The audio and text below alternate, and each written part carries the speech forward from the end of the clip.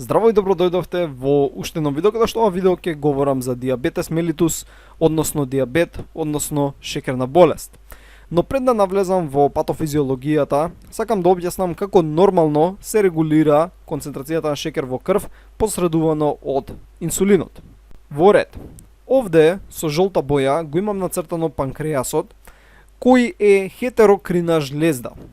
Внатре во панкреасот имаме група на клетки кои градат ацинуси, кои создаваат панкреатични сокови, и имаме група на клетки кои што создаваат острови на Лангерханс. Така се наречени, бидејќи личеле на острови, ги открил Лангерханс. Океј. Внатре овие острови на Лангерханс имаме повеќе видови на клетки, но најзастапени се следниве 4. Значи имаме алфа клетки, бета клетки, делта клетки и ПП клетки. И овие клетки создаваат хормони кои представуваат ендокрината функција на панкреасот. 60% од клетките се бета, 25% се алфа, 10% се делта и многу мал процент се ПП и останати други видови на клетки. Алфа клетките се одговорни за создавање на глукагон, бета на инсулин, исто така и на амилин, не ме интересира сега моментално тоа толку, делта на соматостатин и ПП на панкреатичен полипептид. Не се знае многу за што е функцијата на овој панкреатичен полипептид. Океј. Концентрацијата на шекер во крв, односно глукоза во крв, треба да се движи некаде околу 4,44 до 6,66 милимоли, односно 80 до 120 милиграми на децилитар, зависно кои мерни единици се користат. Овие вредности се различни во различна литература. Генерално на Балканот се смета дека овие референтни вредности се нормални. Но например на Западот сметат дека од 3,8 до 5,8 се нормални вредности за шекер во крв. Океј. Сега. Концентрацијата на шекер постојано се менува. Така, значи ти кога ќе имаш одредена концентрација на шекер во крвта, таа не останува иста во текот на денот. Например, таа се променува кога јадеш нешто, кога гладуваш, кога вежбаш, зависи колку вода си пиел, дали надвор е топло, ладно и од многу други фактори. Значи концентрацијата на шекер во крв никогаш не останува иста, него таа постојано се зголемува, па се намалува, па се зголемува, па се намалува и така натаму и така натаму.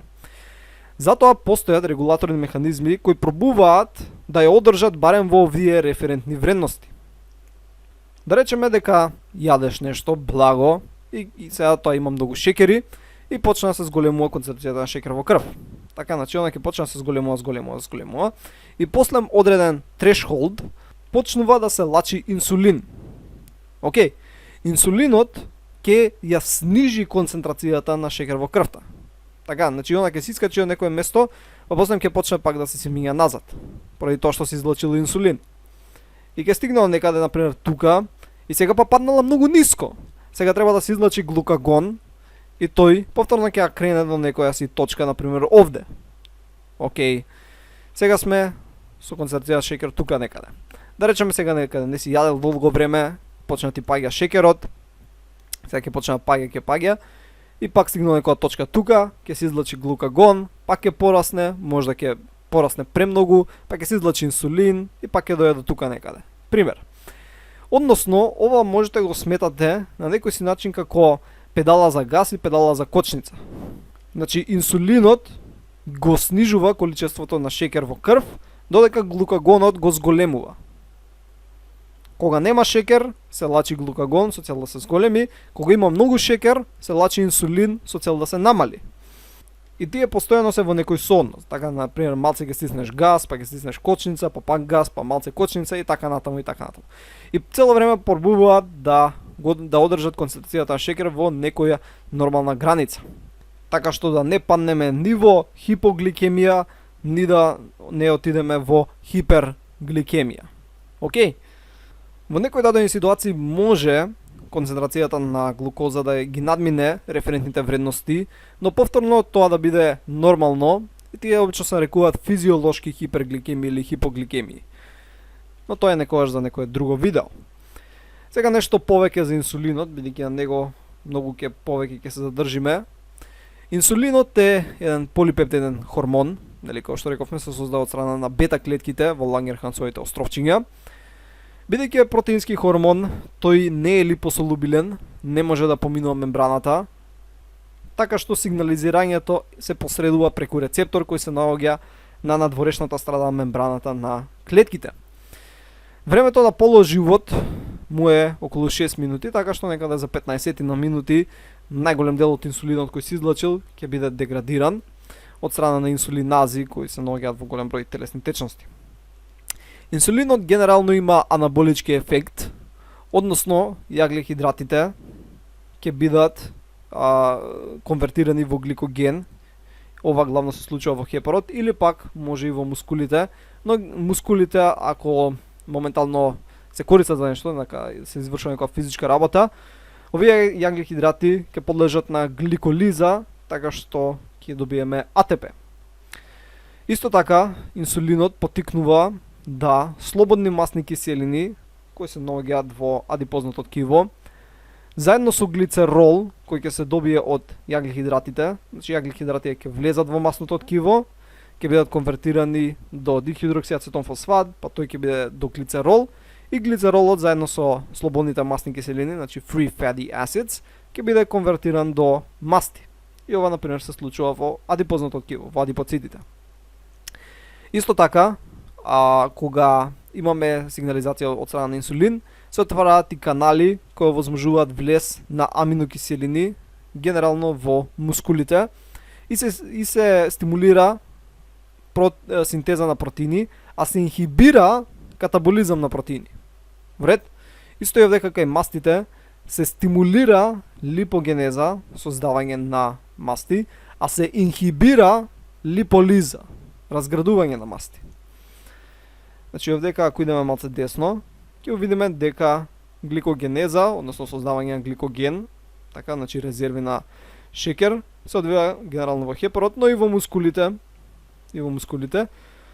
Но ако мускулите работат, во тој случај имаме и гликолиза, бидејќи ќе ни биде потребно АТП. Во ред. Пред да продолжиме понатаму, треба да објаснам дека глукозата која се наоѓа во крвта не може слободно да влезе во клетките. Во ред, мора да постои глут протеин, така што тој глут протеин ќе овозможи на глукозата да може да влезе во клетката. На сите клетки им е потребно глукоза.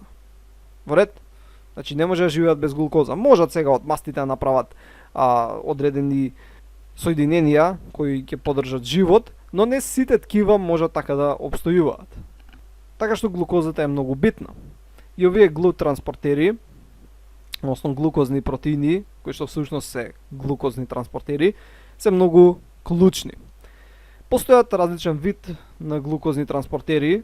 Генерално најбитни се 4, значи глут 1, глут 2, глут 3, глут 4. Значи постојат и други кои се малце поспецифични, со многу помала концентрација, кај некои ткива, например глут 14, имаме кај тестиси и така натаму. Генерално се битни овие 4. Првите 3 се неинсулин зависни.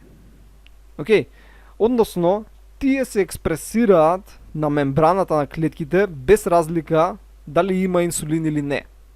Например, глут 1 транспортерот го наоѓаме кај клетките на фетусот, глут 2 го наоѓаме например на хепатоцитите, го има исто така на клетките од панкреасот и на многу други места.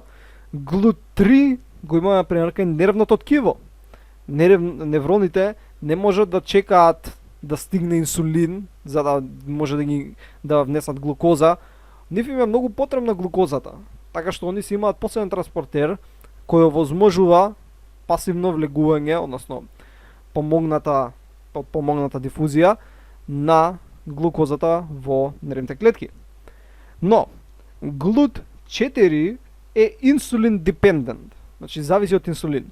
Ако нема инсулин, глут 4 нема да биде инкорпориран во мембраната на клетката. И глут 4 го наоѓаме најмногу во мускулното ткиво, во мускулите.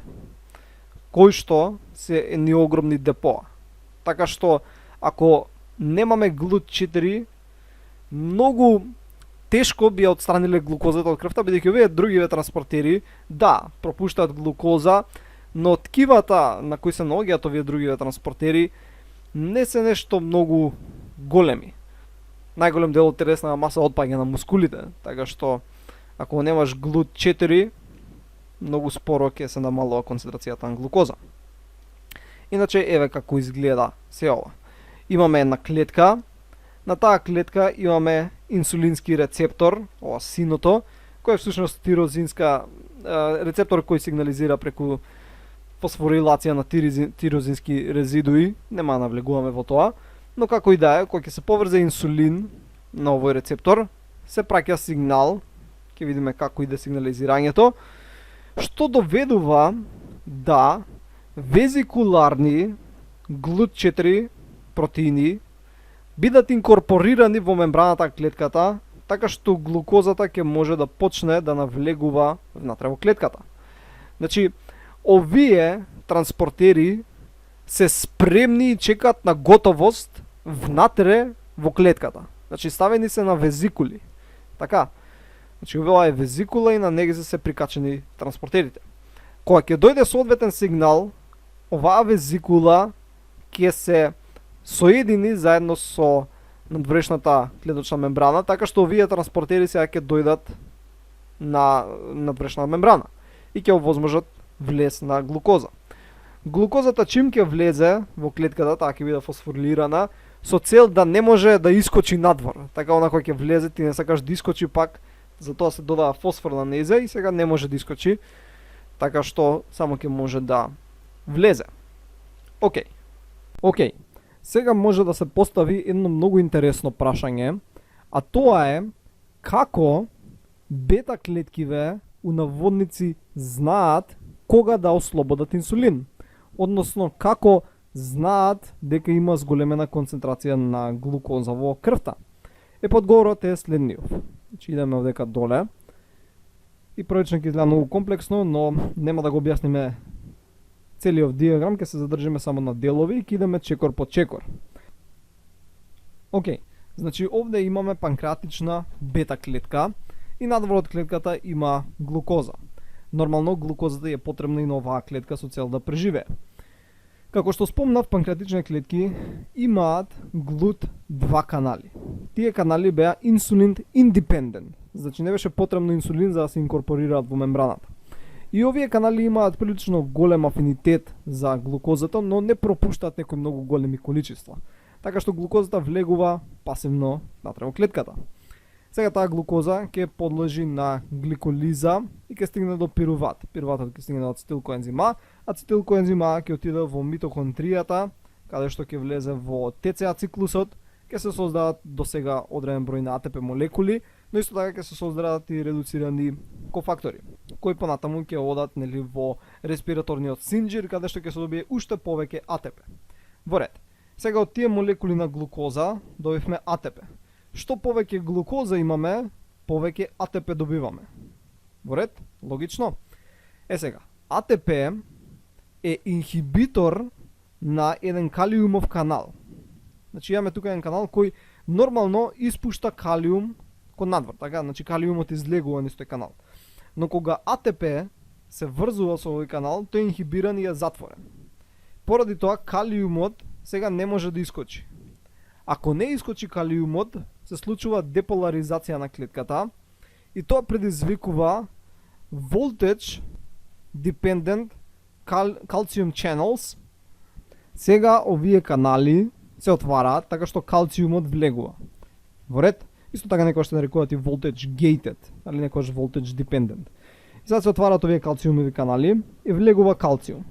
Калциумот влијае на калциум-калмодулинска киназа, значи ова, во ред, и тоа понатаму влијае да се фузионираат грануливе кои содржат инсулин, нели со мембраната, односно инсулинот да се испушти надвор. Така значи инсулинот да се ослободи надвор. Но исто така има и други така сигнални патики кои го стимулираат тоа. Например, ацетилхолин, слободни масни киселини, влијаат преку секундарен месенџер, преку фосфолипаза С. Фосфолипаза С влијае на инозитол трифосфат, диацилглицерол. Диацилглицерол влијае на протеин киназа С, која исто така влијае на гранулите. Имаме инозитол трифосфатот, влијае на инозитол трифосфат рецептор кај ендоплазматичниот ретикулум, што доведува да има ослободување на калциум. Така, зашто во ендоплазматичниот ретикулум имаме депоа на калциум и сега калциумот се ослобода и тој исто така делува со калциум калмодулинска киназа, влијае на гранулите. Океј, значи повторно преку истото. Тоа е еден начин, но интересно е како на пример се стимулира да се создава повеќе инсулин. Има различни молекули, едно од овие е всушност глукагон.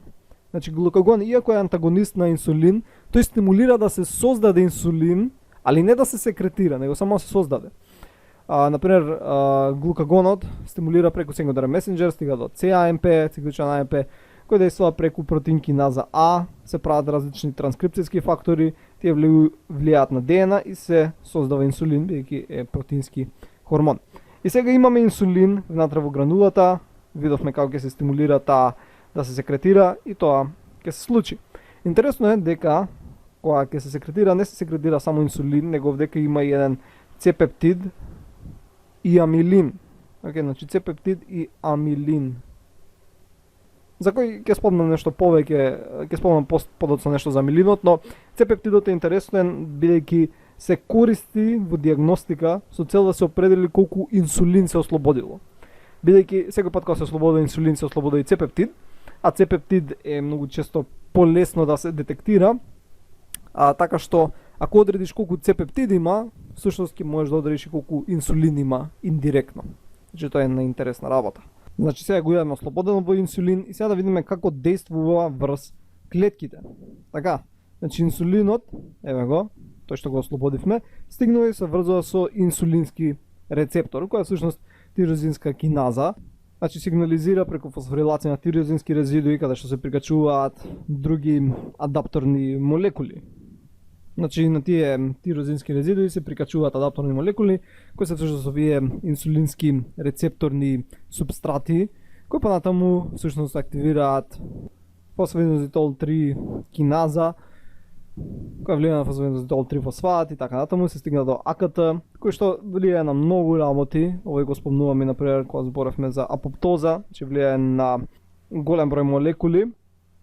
Но нас не интересира дека влијае да овие GLUT4 везикули, така значи везикули кои го содржат GLUT4, се инкорпорираат во мембраната и сега ќе може глукозата да влезе натре во клетката.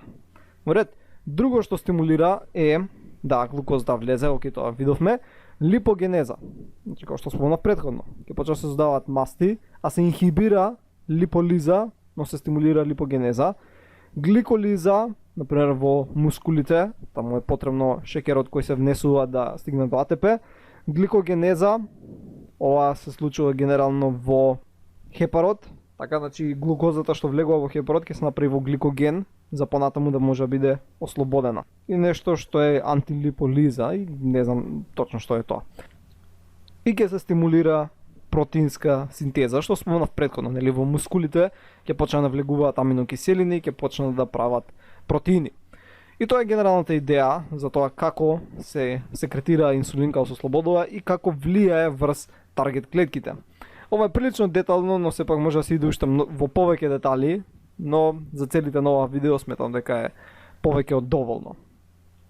И тоа беше се за нормалното регулирање на шеќерот во крв, односно глукозата во плазмата. Сега ќе почнам да зборам за патофизиологијата за диабетес мелитус. Диабетес мелитус, односно диабет, како што најчесто се нарекува, е всушност група на метаболички нарушувања кои се карактеризираат со хипергликемија, значи зголемена концентрација на глукоза во крвта. И порано постоеле различни класификации за диабет, така зависно кој е причинителот, зависно како се манифестира и така натаму. Но денеска ја користиме следнава класификација. Значи имаме диабет тип 1, диабет од тип 2 и некои други под субтипови на диабет. Во ред, кај тип 1 диабет има тотално отсуство на инсулин. Значи нема инсулин. Зошто нема инсулин? Бидејќи се уништени панкреатичните бета клетки. Зошто се уништени? Најчесто поради автоимуна реакција, но може и да биде поради инфекција. И ваков тип на диабет има кај 5 до 10% од сите случаи на диабет и е диагностициран релативно кај помлади индивидуи. Така, значи се развива, се манифестира многу рано.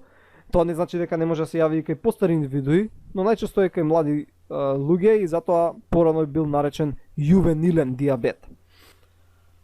Следен е тип 2 на диабет и овој се карактеризира со релативно отсуство на инсулин. Што се мисли со тоа?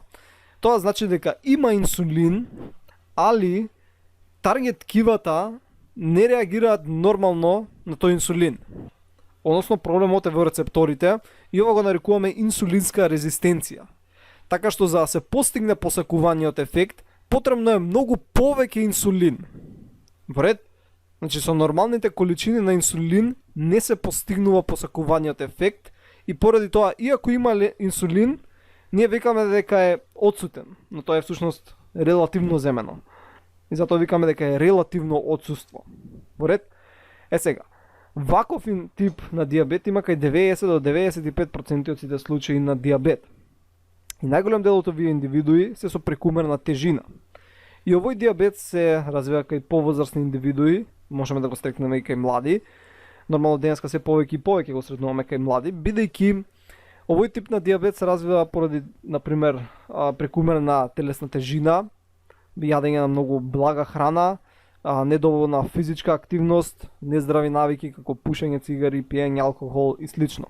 И затоа со тек на време се акумулираат сите овие негативни фактори и која е повозрастна индивидуата развива тип 2 диабет. Но денеска, како што спомнав, и кај помлади индивидуи го сретнуваме. И по други спаѓаат голем број на различни состојби кои што се карактеризирани со хипергликемија. Една од најпознатите е гестацијски диабет, за кој ќе говориме таму некаде при крај на видеото. Но постојат и многу други состојби кои што се најчесто некои вродени синдроми, така, кои што се карактеризирани со хипергликемија, или некои диабетот може, во наводници хипергликемична состојба може да потекнуваат некои други секундарни причини, како што е, например, хипертиреодизам, каде што имаме зголемена концентрација на тироидните хормони, зголемена концентрација, например, на адреналин, на кортизол, кои се всушност антагонисти на инсулинот. Овие се катаболички хормони кои ќе зголемат концентрацијата на глукоза во крвната плазма, така што ако има некоја патофизиологија која предизвикува зголемување на овие хормони, ќе изгледа како индивидуата да има хипергликемија, мислам ќе има хипергликемија, али ќе изгледа како да има диабет. И сите овие други така подтипови на диабет создаваат, прават, односно околу 10% од сите случаи, што е скоро исто колку што има од тип 1 на диабет. И без разлика на типот на диабет кој го има индивидуата, долготрајните компликации со бубрезите, со очите, со нервите, со крвните садови се релативно исти. Така, значи на долги стази диабетот ќе даде релативно исти компликации. Сега да видиме кои се метаболички промени настануваат кај индивидуите кои што имаат диабет. Најчесто се мисли на тип 1 диабет, каде што има тотално отсуство на инсулин. Глукозата не преминува во глукоза 6-фосфат, инхибира на метаболизмот на глукоза 6-фосфат во пентозофосфатниот циклус, има намалена гликолиза, така значи помалку се прави АТП, зголемена гликогенолиза, инхибира на гликогенеза, значи само се разградува гликогенот, се прави повеќе глукоза, а не се складира, бидејќи не ни може да влезе во хепарот, така што ако не може да влезе во хепарот, нема зашто да се прави во гликоген. Зголемена липолиза, значи се разградуваат мастите, а инхибира на липогенеза. Поради ова, зашто има липолиза, ќе се создадат многу ацетилкоензима молекули. Големиот број на ацетилкоензима ќе го инхибираат ТЦА циклусот и при тоа, бидејќи нема ни аминокиселините да влегуваат мускулите, ќе има инхибирана протеинска синтеза. Во ред? И некои од овие работи всушност, на пример, липолизата ќе допринесе да има повеќе слободни масни киселини, free fatty acids, кои ќе се приспојат со глицерол, кој доаѓа од јаглихидратниот метаболизам, ќе направат триацилглицероли, ќе направат very low density lipoproteins, значи VLDL, ќе се зголеми LDL, односно холестеролот, ќе се намали создавањето на аполипопротеини, односно апопротеини, бидејќи нели рековме намалена протеинска синтеза. Односно ова се карактеризира со хиперлипопротеинемија. Океј, значи ова е еден вид на дислипопротеинемија која понатаму ќе доведе до атеросклероза и други кардиоваскуларни заболувања. Иако ова е генерално за тип 1 диабет, исто во всушност го имаме и кај тип 2 диабет, само што не е до толку изразено, бидејќи тие индивидуи сепак имаат инсулин, само што имаат и инсулинска резистенција. Сега, кои се симптомите?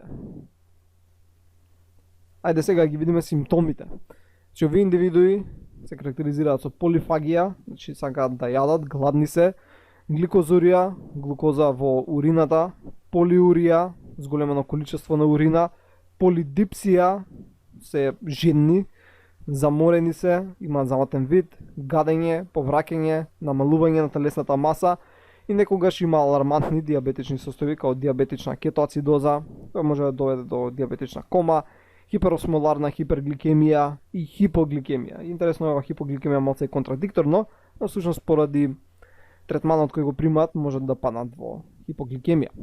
Океј, како сега ги запамтите сите овие симптоми и метаболички промени и да имаат смисла? Вака, значи имаме крвен сад, имаме глукоза внатре. Така, глукозата реков дека не може да влезе во клетката. Значи не може да влезе, зошто не може да влезе? Зашто ги нема тие GLUT4 транспортери. Значи не може да влезе. Ако не може да влезе, клетката останува без храна. У наводници, така, значи останува гладна.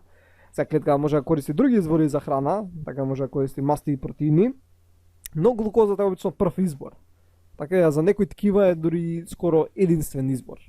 Нервното ткиво многу преферира глукоза. Може да користи и кетонски тела, но глукозата е како прв избор скоро за сите клетки. Така што кога нема глукоза, организмот мисли дека нема храна. Бидејќи сите клетки гладуваат до одреден степен. Зашто целата храна, глукозата е заробена во крвта. И поради тоа, овие индивидуи имаат полифагија, сакаат да јадат повеќе, зашто клетките се прегладнети, иако има храна во изобилство. Друго нешто што се случува е да молекулите на глукоза се всушност осмотски активни, така што молекули на вода ги обвиваат околу нив, така значи привлекуваат молекули на вода околу нив.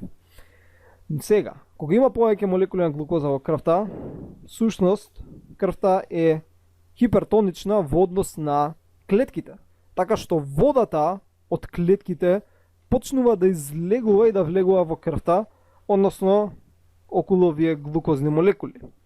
Поради тоа се намалува количеството на вода во клетките.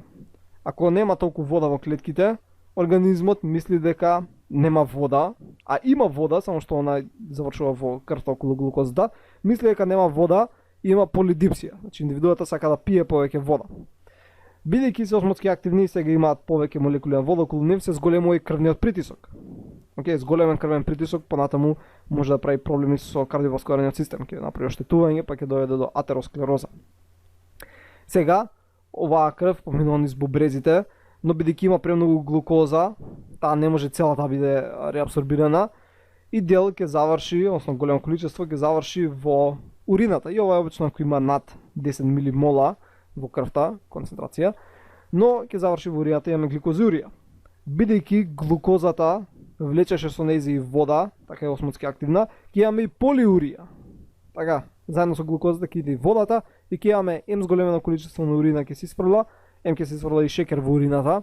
Ако се испрла повеќе, повторно и индивидуата пак ќе сака и повеќе да пие вода, така полидипсија. Во ред. Индивидуите ќе бидат заморни, така ќе бидат изнамоштени, зошто бидејќи клетките немаат глукоза, така како да не јаделе. Заматен вид, тоа е бидејќи постојаниот зголемен крвен притисок, зголемен крвен притисок ќе почне да ги оштетува капиларите во окото. ќе почне да ги оштетува капиларите во окото. Исто така, глукозата ќе почне да се таложи на одредени делови од леќата и ќе дојде и до заматен вид. Така ќе дојде до оштетување на видот, гадење, повраќање, окей, и губење на телесна маса. Зошто се губи телесна маса? Бидејќи телото влегува во катаболизам. Инсулинот беше анаболички хормон, тоа спомнавме на почеток. Така, сега инсулинот го нема, затоа телото влегува во катаболизам, односно пробува да создае храна, иако има храна. Така како што видовме, имаме липолиза, се разградуваат мастите, имаме гликогенолиза, се разградува гликогенот во хепарот, немаме синтеза на протеини, така значи само аминокиселини ќе се зголеми концентрацијата на аминокиселини и поради тоа ќе почнеш да губиш телесна маса, ќе почнеш да слабееш. Во ред, и ова е еден многу добар начин како да си направите смисла зошто ги има овие симптоми, зошто ги има овие метаболички промени. Така, со цел полесно ова да можете да го запамтите. Инаку има оштетување и на нервниот систем, на нервите, они многу сакаат глукоза, така што сега кога ја нема, толку ќе настане до оштетување на нервите. Ќе се појави, може да се појави некроза на стапалата, ќе се појават рани на петите, особено. Ќе бидат оштетени и бубрезите, оштетени се крвните садови поради големиот крвен притисок, молекулите на глукоза ќе има оштетување, ќе се насоберат масти тука, бидејќи имавме зголемена количина на холестерол, LDL ќе влезе во тие оштетени делови и ќе се развие атеросклероза. И голем број од индивидуите кои имаат диабет умираат всушност од кардиоваскуларно асоцирани заболувања. Во ред, се надам дека ова се до сега има смисла. Сега да видиме како всушност се диагностицира. Значи се мери генерално концентрацијата на глукоза во плазмата. Сега може да се мери погладување. Значи ти викаат можеш да јадеш, не знам, вечер до 9 сат, сабајле мериме у толку и толку сат, не треба да си гладен. Така, со цел да помине долго време без храна, за да може организмот да си постави некоја хомеостаза. И ако оваа хомеостаза е над 130 мг на децилитар или над 7 милимоли, во тој случај викам дека оваа индивидуа има диабет. Сега, значи треба да се исполнат повеќе од овие услови, така не само еден. Значи да речеме ова го исполнува. Исто, ако се направи случајно мерење на глукоза во плазма, значи нема врска дали си јадел или не, рандом време од денот, и ако е над 200 мг на децилитар или над 11 милимоли, во тој случај исто се смета дека оваа индивидуа може да има диабет. Друго, 2 часа по ГТТ со 75 грами, да објаснам малце, ГТТ е глукоза толеранс тест, каде што индивидуата му се дава кој чоколадо да јаде, и ќе го изеде чоколадото, и после 2 часа од кога ќе го изеде чоколадото се мери глукоза. Така, ако е над 200 мг на децилитар или над 11, во тој случај тоа исто, значи најверојатно има диабет. Друго деска е модерно се мери колку има од овој хемоглобин на кој е всушност гликиран, има додадено глукозна молекула. Ако е над 6,5% присуството на овој HbA1c хемоглобин, во тој случај тоа укажува на диабет. Гликозурија, ако има глукоза во урината, тоа спомнавме кога се случува ако е над 10 милимоли.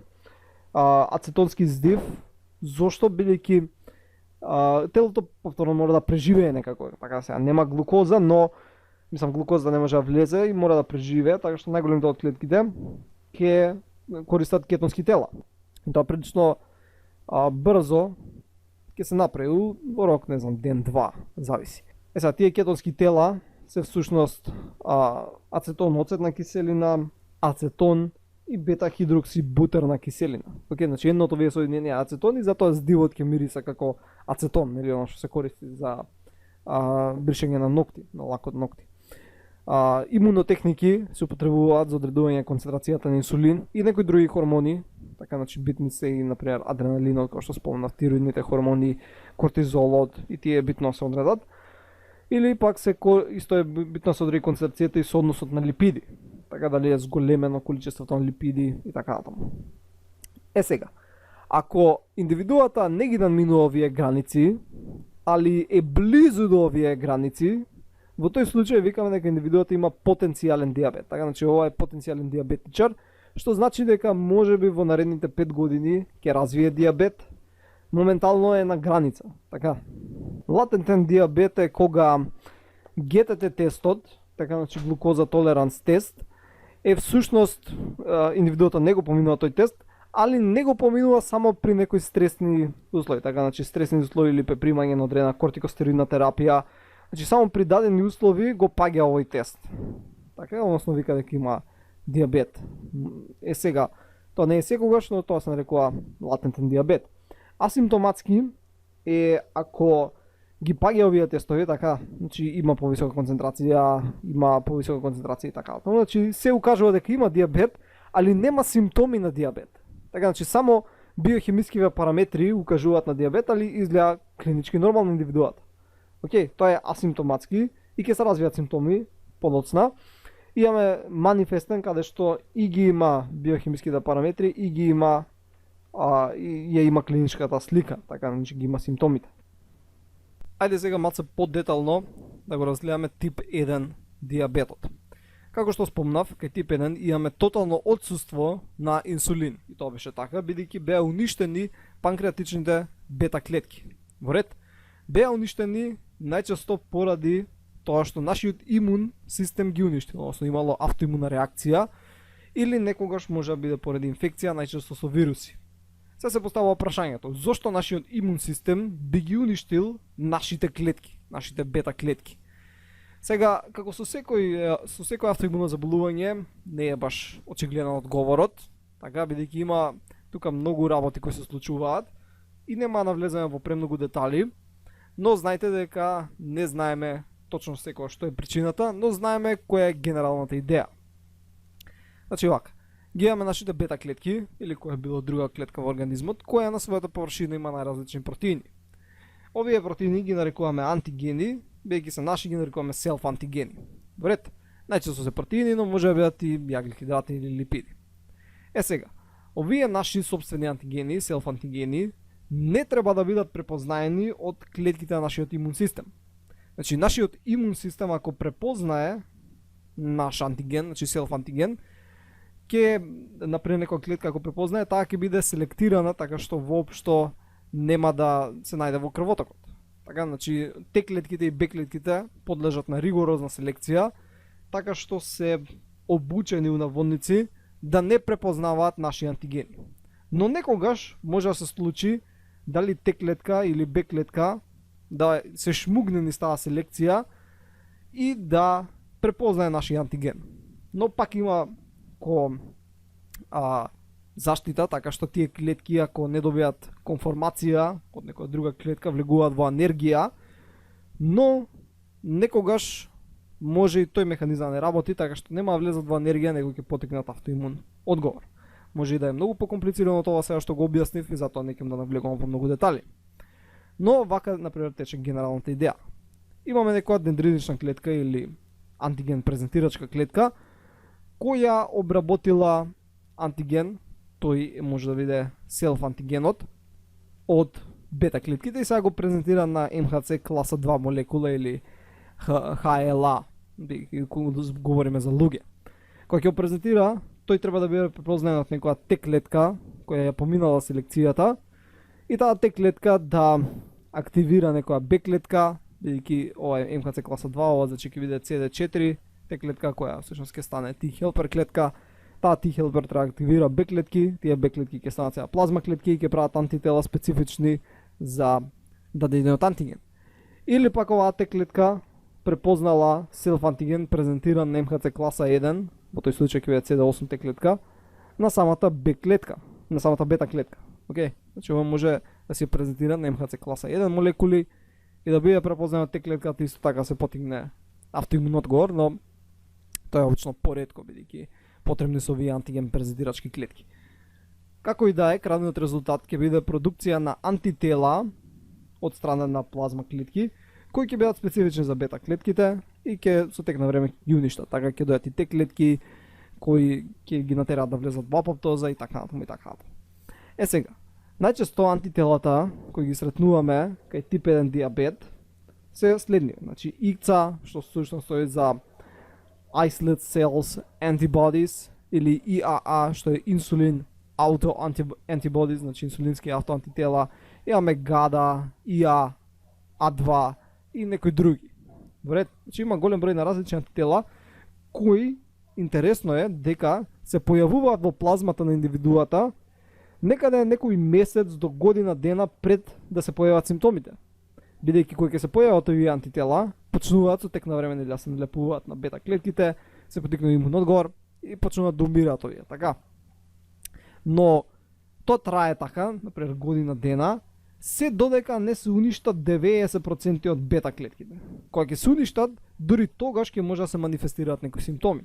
Бидејќи пред да се уништат 90, тие што се останале живи компензираат. Така, например, 50% од бета клетките умреле, али тие што останале 50 живи компензираат така што индивидуата не ни приметува дека всушност ќе развие диабет, така значи се уште нема симптоми.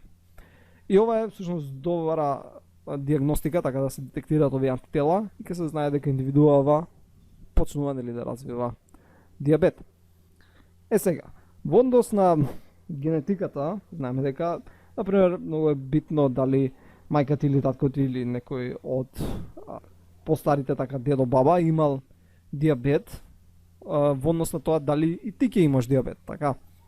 И тоа е генерално поврзано со МХЦ, односно HLA молекулите, бидејќи е забележано дека класа 2 МХЦ, односно HLA, поточно DR3 и DR4 се сретнуваат кај индивидуи кои имаат тип 1 диабет.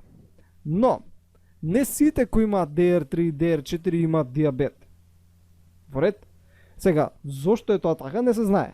Најверојатно се смета дека има некој тригер фактор кој го потикнува кој потикнува се развие диабет. Тоа може би е вирусна инфекција која ќе потикне, така што вирусот може би има некој протеини тој вирус кои што се слични на некои антигени од бета клетките, така што антителата кои ќе се направат за да го нападнат вирусот, имаш овој како вирус, антителата кои ќе се нападнат за да го направат вирусот, ќе имаат крос реактивност и со овие антигени, така што ќе почнат да ги бидат бета клетките. И ова не важи само за диабет, него оваа крос реактивност важи и за многу други автоимуни заболувања, така што сите инфекции всушност можат у наводници да доведат до автоимуно заболување. Интересно е, забележано е дека е поврзано и со микробиомот, така значи со бактериите кои живеат во нашите црева. Сега не се знае дали нарушување во микробиомот предизвикува тип 1 на диабет или тип 1 на диабет предизвикува нарушување во микробиомот. Бидејќи анализиране микробиомот кај индивидуи кои имаат диабет. Сега не знаеш дали таков им бил пред да добијат диабет или таков е зашто добиле диабет. И ова маци има тука проблематика, но се работи на тој проблем. И постои некои физички фактори, физичко-хемиски, така од околината, не знам дали си бил изложен на некои субстанции и слично. Во ред? И овие индивидуи кои имаат тип 1 диабет мораат да земаат инсулинска терапија.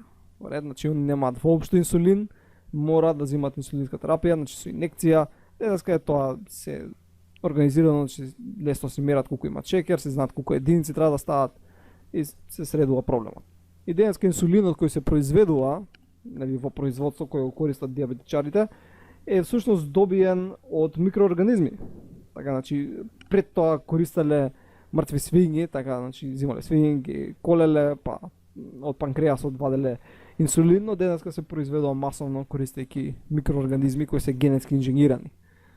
И тоа беше генерално тоа што сакав да го спомнам за тип 1 диабет.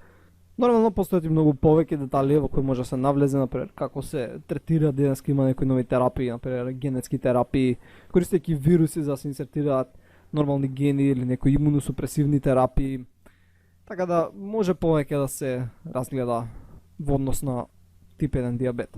Океј, значи следен е тип 2 на диабет и како што спомнав, 90 до 95% од сите случаи на диабет се всушност тип 2.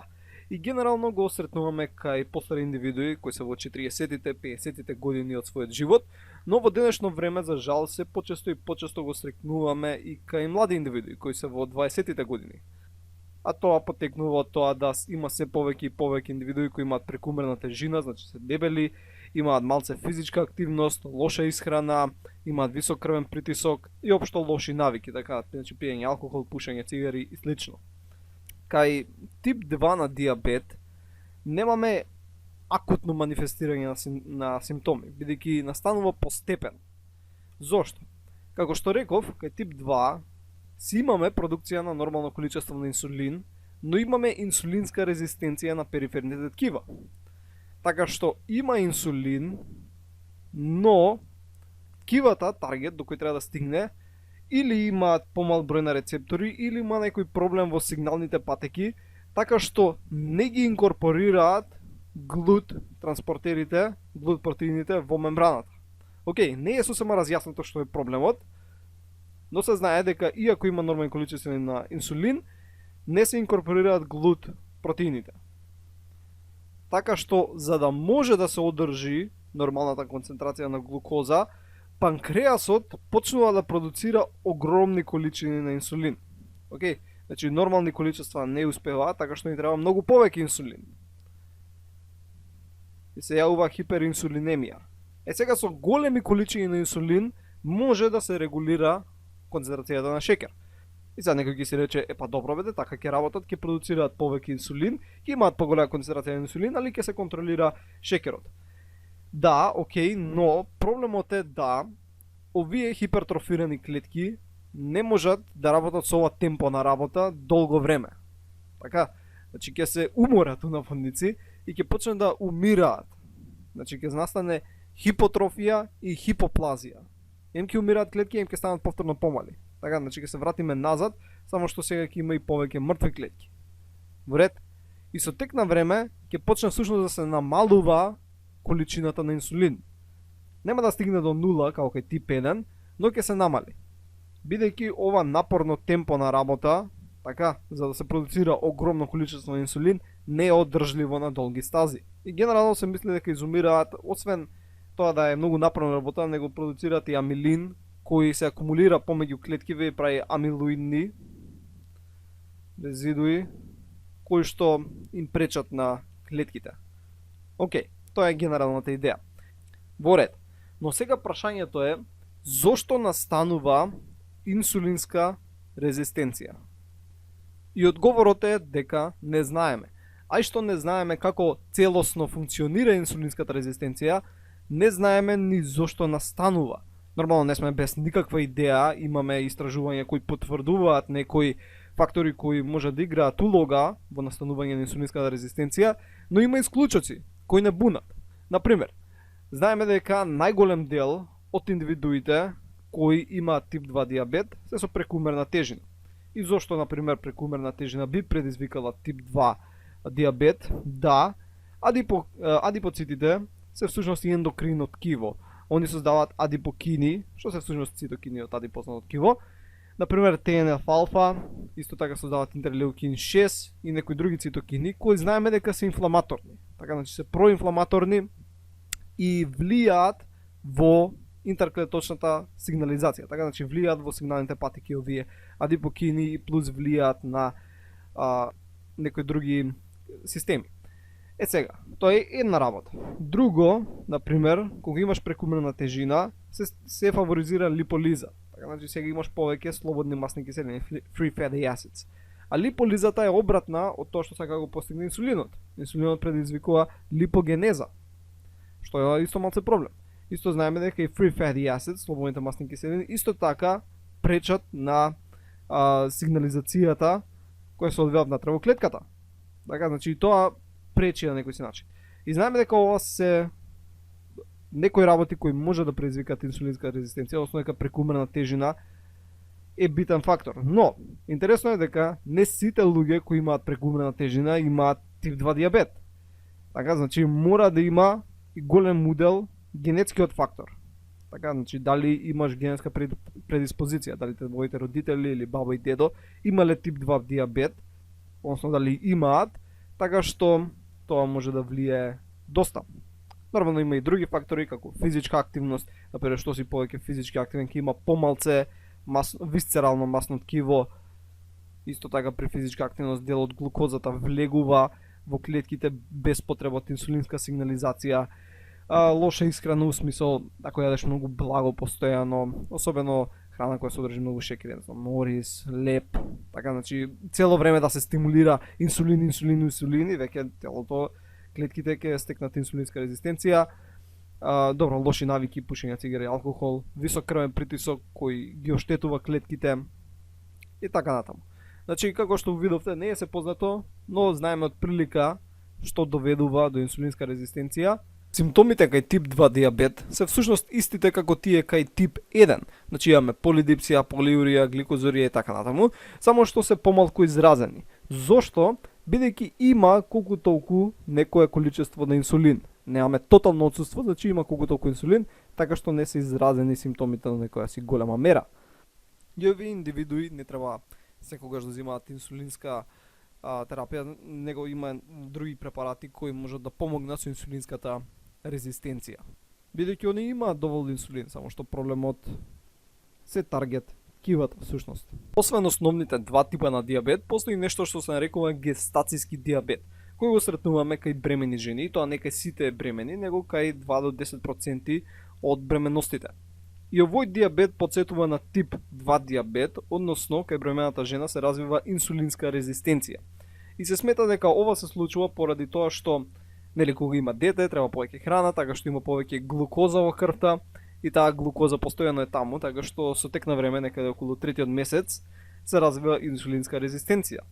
Но овој вид на диабет, гестацијскиот, не е траен, така значи чим ќе се породи жената, поминува во најголем дел случаите. Значи само кај 5 до 10% од бременностите од кои ќе се породи жената се задржува диабетот во форма на тип 2 диабет. И овој вид на диабет може да се третира, нели дури бремена жената, но ако не се третира, може да го оштети здравјето на фетусот и на самата мајка. И тука спаѓа, например, бебето да биде со многу голема тежина, да има вродени срцеви проблеми, проблеми со централниот нервен систем, со мускулатурата и дури во многу тешки случаи може и да умре фетусот. И постојат и некои други проблеми, но нема да навлегуваме во тоа. Сега да спомнам дека постојат и моногенетски видови на диабет, кои што всушност се предизвикаат од една генска мутација. Сега што значи тоа? Најголем дел од, например, тип 1 и тип 2 не се прости заболувања, бидејќи се зафатени голем број работи, така значи не е еден ген кој предизвикува диабет. Но постојат случаи каде што еден ген, например ген за, не знам, синтеза на инсулин, бидејќи инсулинот е протеин, може, например, некоја аминокиселина се смени така што инсулинот сега не е функционален. Или пак некоја аминокиселина се смени во структурата на рецепторот.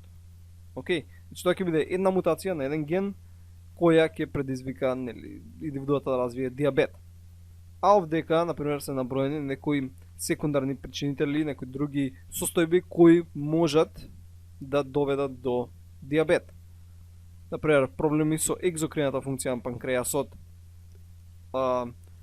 генетски дефекти кои и прават проблеми да проинсулинот стане во инсулин, бидејќи инсулинот прави се преку една молекула, па се цепнува, па двата пептида се приспојуваат со дисосвојни мостови, така што може да има проблем од проинсулин во инсулин да се направи. Може да има Кушингов синдром, агромегалија, хипертироидизам, хипотироидизам и некои други заболувања, пренинфекции со одреден вирус и така натаму. Ова се генерално секундарни причини кои може да доведат до патофизиолошка слика која наликува нели на диабет. Некаде на почеток на видеото спомнав дека една од ургентните состојби која може да се јави при диабет е диабетична кетоацидоза. И ова главно го сретнуваме кај тие кои имаат тип 1 диабет. И да видиме што е сега ова. Кога нема инсулин, клетките не може да добијат глукоза, така бидејќи глукоза не може да влезе во најголем дел од клетките. Така што мора да сменат кој ресурс го користат за енергија. И сега наместо да користат глукоза, ќе почнат да користат кетонски тела. Истовремено, инсулинот знаеме дека инхибираше липолиза, а стимулираше липогенеза. Сега бидејќи нема инсулин, ќе имаме и плюс зголемена липолиза. Така што од адипоцитите ќе добиеме слободни масни киселини, free fatty acids. Овие во хепарот ќе се до ацетилкоензима и ќе бидат конвертирани до кетонски тела. Првично до ацетоцетна киселина и бета-хидроксибутерна. тие понатаму може да бидат конвертирани, нели, до ацетон, кој всушност го дава вздивот да мирисе како ацетон, така дава како еден овошест мирис. Fruity smell го нарекуваат. Но како и да е, сега, кога ќе се зголеми концентрацијата на кетонски тела во крвта, истовремено и глукозата е зголемена, тоа ќе доведе до намалување на pH. Не многу, но ќе се намали pH.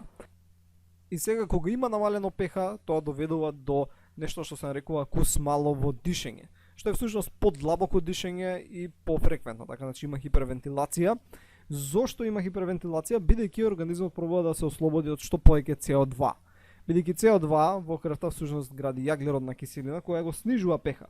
Така што он пробува да ослободи што повеќе CO2 за помалку јаглеродна киселина, за pH пак да се покачи малце погоре. Така за да се нормализира. Во ред, значи се јавува такво дишење, исто се јавува хиперкалемија. Зошто? Бидејќи клетките нормално си имаат, ајде дека ќе нацртаме една клетка, еден транспортер кој што овозможува да влезе водород, а да искочи калиум.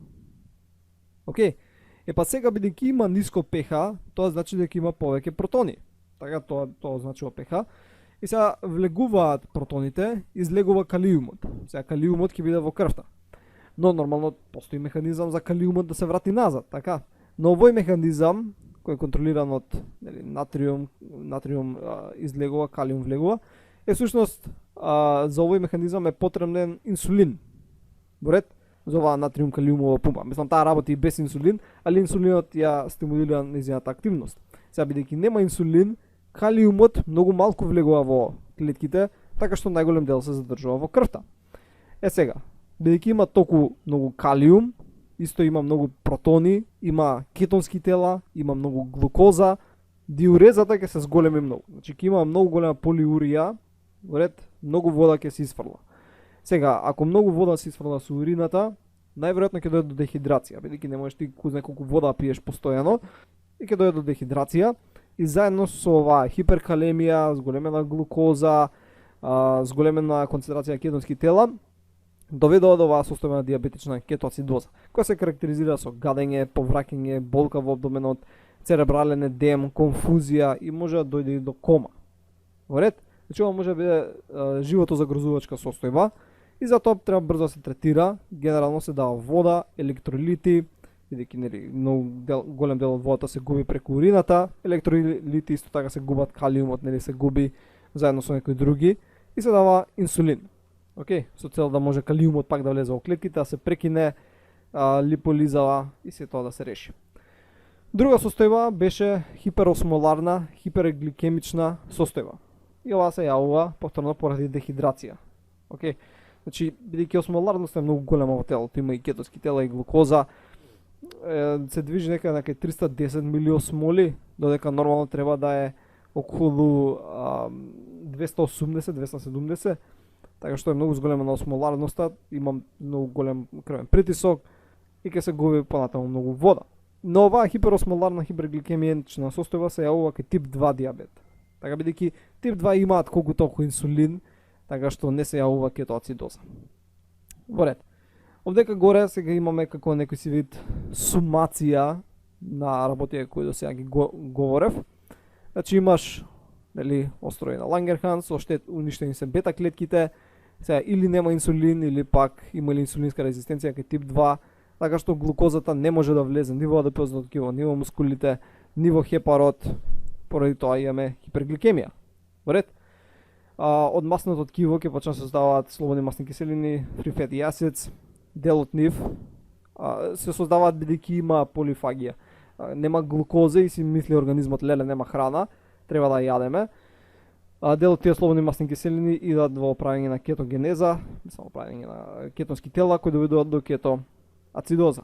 Заедно со тоа да има повеќе нели шекер, хипергликемија, ќе се исфрлаат повеќе шекери и кетонски тела преку урината, но ќе се зголеми диурезата, полиурија, ќе имаме губење на вода, односно дехидрација, што ќе не тера на повеќе вода пиеме, но дехидрацијата заедно со кетоацидозата доведува до диабетична кома.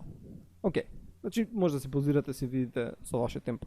А вдека десно имаме некои проблеми кои ќе се јават при хроничен диабет. Мислам, диабетот и однака е доживотен, него сакам да кажам што ќе се јават со тек на времето, така со тек на годините. Значи оштетување крвните салови, генерално може тоа да се јави и во мозокот, значи крварења, ретинопати, бидејќи ќе бидат оштетени крвните салови, генерално капиларите во очите исто така ќе се акумулира глукоза во леќата, хипертензија со зголемен крвен притисок, инфаркт може да се јави, атеросклероза, периферна васкуларна атеросклероза, гангрена, инфекции, периферни невропатии, проблеми со бубрезите, значи нефросклероза и така натаму. Значи голем дел од органите ќе страдаат и страдаат поради тоа што е зголемена глукоза, така се оштетуваат крвните садови.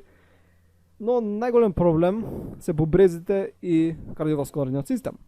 Сега не се умира од диабет најчесто, така значи не умираш од диабет, него умираш од проблеми, компликации кои настануваат поради диабетот. Најчесто е атеросклероза и кардиоваскуларни заболувања и тоа доведува до срцев удар или мозочен удар, така што тоа ќе биде последицата од диабетот, најчесто кардиоваскуларни заболувања. Сега овде сакам да видиме како всушност се одредува глукозата во клиничка пракса. Правично се зима крв, окей. Крвта треба максимум до 1 сат така да седи, значи мора да се центрифугира и да се извади, да се одели серум, односно плазма.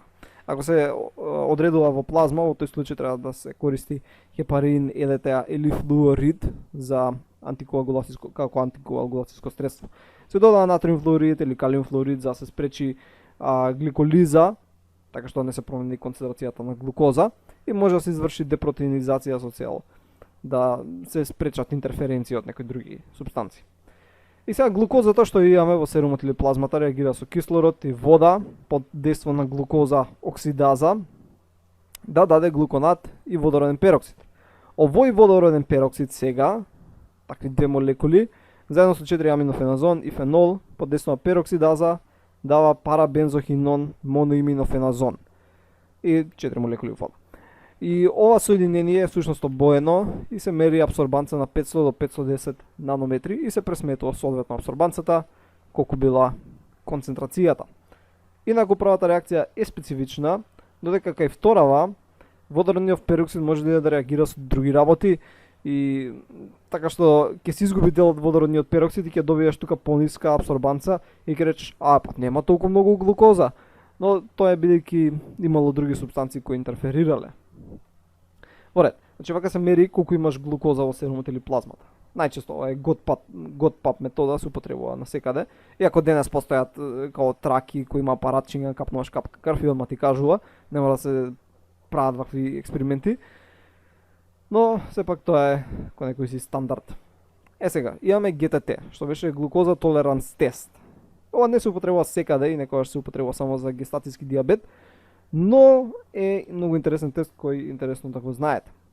Значи, пред да се направи тестот, 3 дена пред да биде тестот, треба да се намали внесот на јаглихидрати, значи да биде под 150 грами. Нормално зависи каков човекот, така, ова се мисли на човек кој е 70-80 кг. Значи треба малце јаглихидрати 3 дена пред тестот и не треба кузне колку да има некоја тешка физичка активност. Исто така не треба да јаде, често и да не пие ништо, може би ајде мали количества вода, 12 часа пред тестот. Океј?